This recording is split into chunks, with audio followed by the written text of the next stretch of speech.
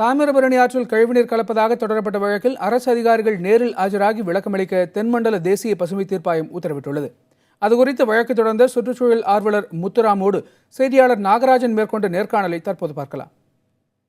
எந்த காரணங்களை மையப்படுத்தி இந்த வழக்கு தொடுத்திருந்தீங்க?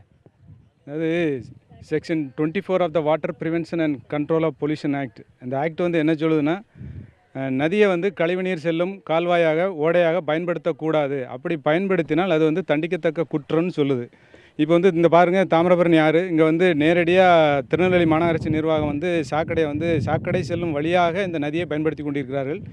இது சட்டப்படி தண்டிக்கத்தக்க குற்றம். இதற்காக நான் தென்மண்டல தேசிய பசுமையில் தீர்ப்பாயத்தில் 2015 வழக்கு தொடர்ந்தேன். அந்த வழக்கு இன்றைக்கு விசாரணைக்கு வந்துள்ளது. என்ன மாதிரியான கழிவுகள் இங்கே கலக்குது அப்படின்னு நீங்கள் பார்க்குறது? அதாவது திருநெல்வேலி கார்ப்பரேஷன் சாக்கடைகள் கலக்குது. அப்புறம் நிறைய குப்பைகளை கொண்டு வந்து கொட்டுறாங்க. தமிழ்நாடு அரசு போக்குவரத்து கழகத்தில் இருக்கக்கூடிய கழிவு ஆயில் கலக்குது.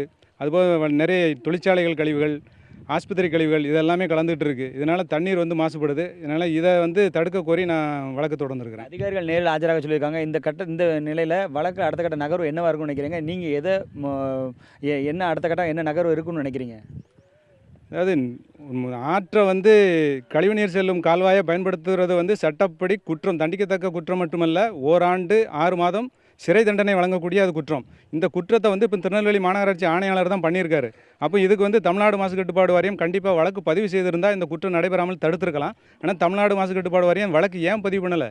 அப்போ சட்டத்தை எக்ஸிக்யூட் பண்ணாமல் இருக்காங்க. இந்த சட்டத்தை எக்ஸிக்யூட் பண்ண சொல்லி தான் நாங்கள் வழக்கு தொடர்ந்துருக்கிறோம். தாமிரபரணி நதியை பாதுகாக்க அனைவருமே ஒன்று கூடும் இந்த நிலையில் தாமிரபரணியின் கழிவுநீர் கலப்பு என்பது நேரடியாக பார்க்கும்போது தெரிகிறது. எனவே அதிகாரிகள் இதில் அலட்சியம் காட்டாமல் உடனடியாக நடவடிக்கை எடுக்க வேண்டும் என்பது இவருடைய எதிர்பார்ப்பாக இருக்கிறது. புதிய தலைமுறைக்காக ஒளிப்பதிவாளர் சங்கருடன் நெல்லையிலிருந்து நாகராஜன்.